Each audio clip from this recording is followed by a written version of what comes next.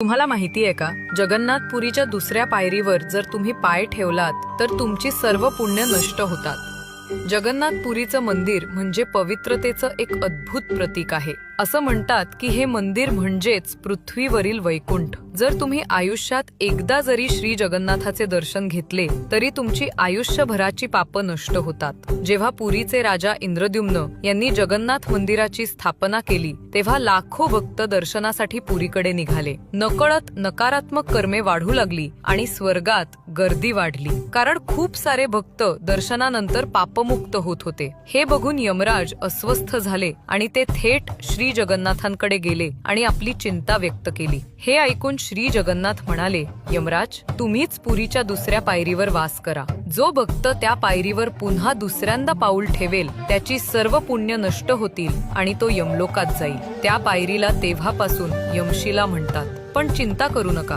जगन्नाथांची कृपा अपरंपार आहे. मंदिरात प्रवेश करण्याचं आणि बाहेर पडण्याचं द्वार वेगळं आहे. म्हणून जर आत जाताना यमशिला स्पर्शली तरी तुम्हाला काहीही होत नाही, कारण जगन्नाथाचं दर्शन घेतल्यावर सर्व पाप नष्ट होतात. आणि जेव्हा बाहेर पडतो तेव्हा त्या मार्गावर यमशिला नसते. म्हणून आजही जर तुम्ही पुरीच्या मंदिरात गेला तर तुमची सर्व पाप नष्ट होतील. प्रभूंच्या लीला इतक्या अद्भुत आहेत की त्या समजणं देवांनाही